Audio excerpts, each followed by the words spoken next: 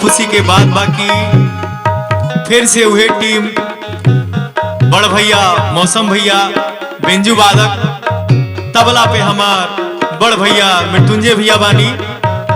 आज छठ के महा शुभ अवसर पे हम अबोध बालक प्रीतम बाबू आज हमके भी कुछ गावे के मौका मिलल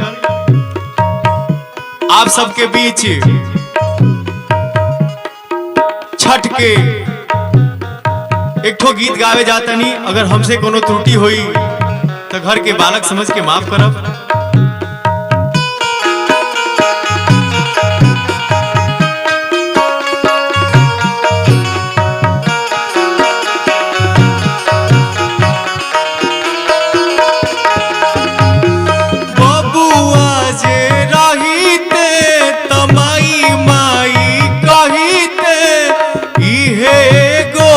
शरण पूरल है दुनिया के है छठी माई सब कुछ दिहलू हमारा ला कुछ न जुरल है।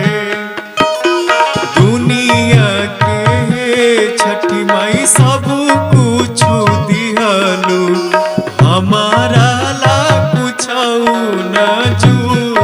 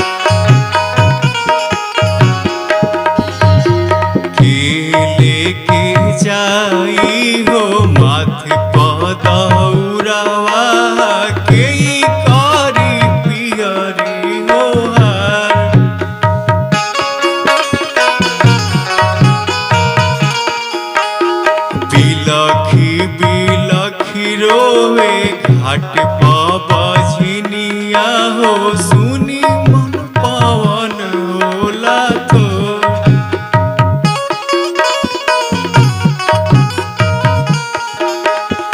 घाट कोसी भरीती आदित्य नाम धरीती लागल असनवा के चूनो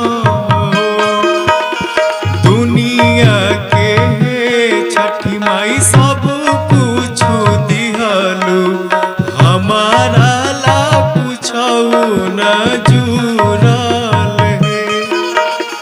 दुनिया के छठी माई सब कुछ दिहलू हमारा ला कुछ न जुरल है।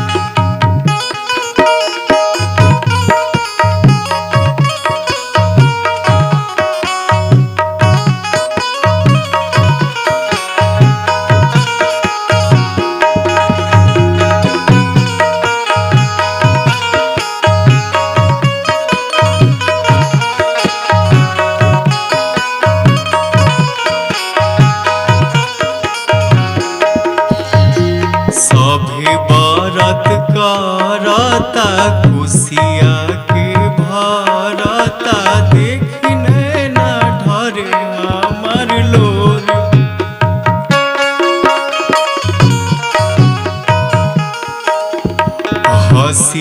हंसी दुनिया हो कहता बजनिया हो मौसम